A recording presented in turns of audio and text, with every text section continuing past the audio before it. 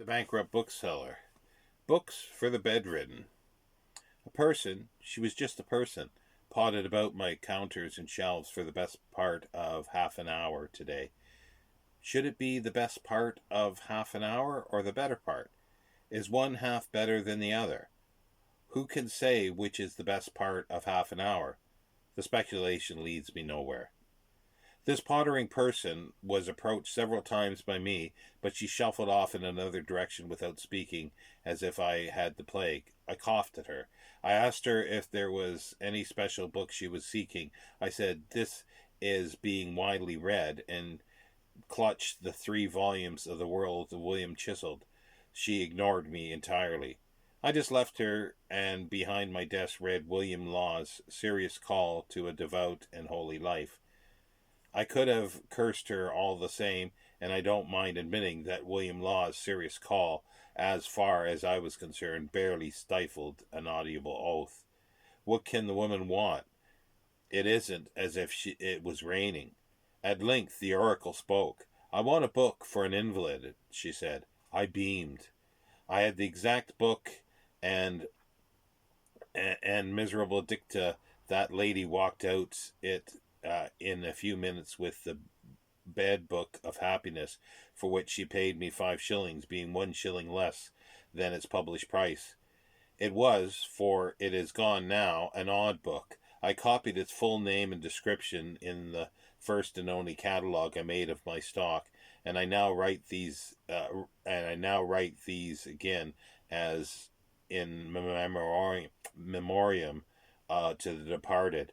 I had noted the following: 71. That means the 71st book in my stock. I was a methodical man of affairs when I first opened my shop. A bed book, of happiness, being a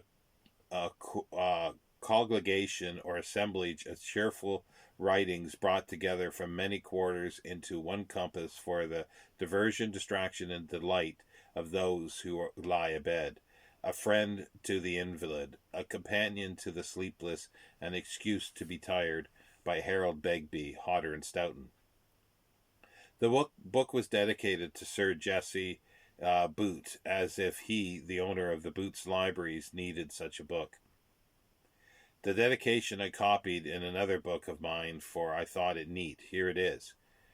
If in my pages those who suffer find such cheer as always your heart enlights your mind, glad shall I be, but gladder, prouder too, if this my book becomes a friend like you. I thought it good when I copied it, but today I think it is a little drawn out and not so neat. It was, of course, before the mirrors of Downing Street had reflected the real domestic character of the gentleman with a duster. There was a lot of Chesterton in it, and many good things from Samuel Butler's notebooks. It was very well printed, and had wide margins and colored lines, which made it easy to read. It's away now, however, away along the road to God knows where, and I miss its blue cover. I wished I had made some more extracts from it, but it can't be helped. The having it and the selling it make me think that other books have I got for the bedridden. First of all, I would put the Bible, I think, when it comes that I must lie long and lie low, I will turn to the Bible, and if I am not too weak for its boisterous argument, I will read much of the book of Job. There is a primitive quality about Job. The world seems emptier than in those crowded days, in that great, spacious, and great argument is conducted. I have a good edition of the book of Job just now. It is published by S. Wellwood, 34 Strand in 1907, and has an introduction by G.K. Chesterton. The page headings are in red, and the work itself is a good black letter.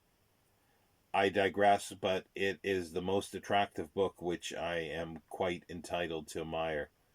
I am not at all sure that I would bring myself to sell it, but I haven't had a would-be buyer yet, so the test has not yet been made between cupidity and the collector. If I were too weak for Job, I would find solace in the Psalms and comfort too in the Gospel according to St. John.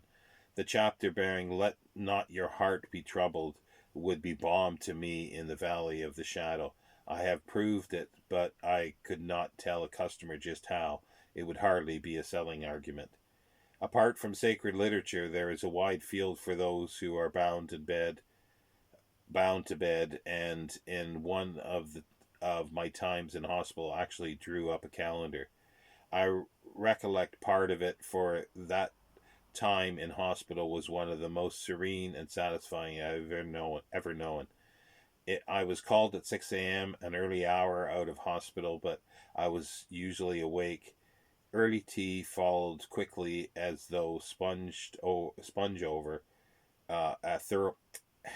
Early tea followed quickly, a thorough sponge over, and then a longish wait till breakfast at 8 a.m. I began my day by reading a chapter of Stanton Coit's A Message of Man, a splendid anthology of good things. If I had longed to wait for breakfast, I read the chapter again, and to this day I hold a profit from these waiting hours.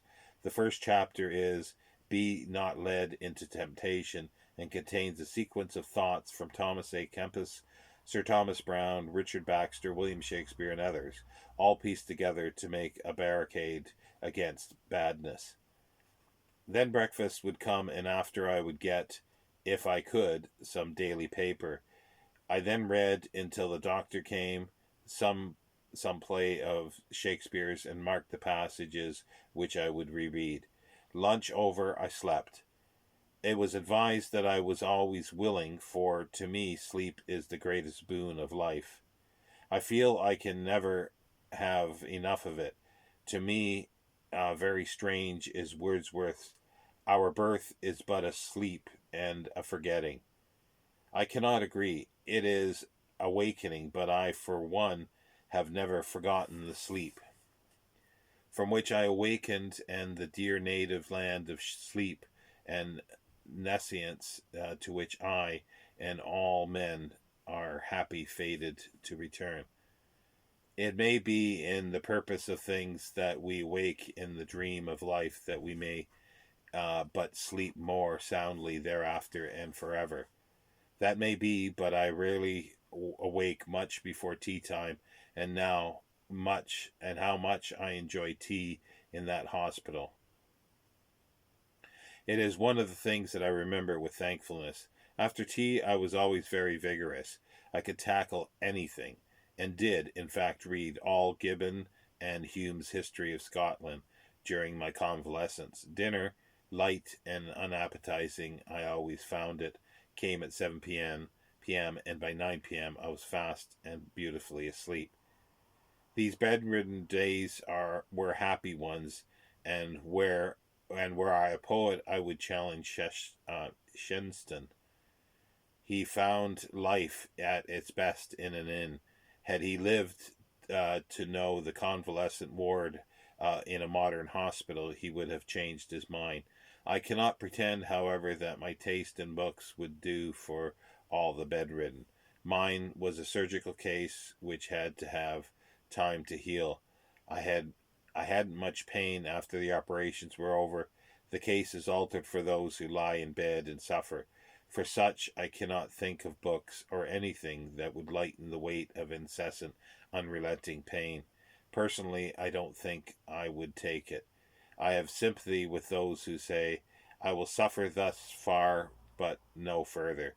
I will silence these shrieking nerves, which enhance every ache and magnify every pain. I will silence them if I still all this, and that is me forever." But there are lesser states of suffering, and for these I prescribe the great novel writers, Sir Walter Scott, Thackeray, George Eliot, Charlotte Bronte, Dickens, and Anthony Trollope. These are the cool, calm, and shady spirits. The good essayists are friends. Hazlitt, Addison, and Stevenson are good companions. The historians can help, and perhaps Macaulay, Green, and Trevelyan are best. The Martyrdom of Man by Winwood Reade and Buckle's History of Civilization would be good too. They occur because I have good editions of both of them and I could sell them with confidence. They are broad and satisfying. If the first is perhaps a little somber, it is good perhaps to temper the rising tide of returning health and vigor. The bedridden should read reforming books, I think, with profit.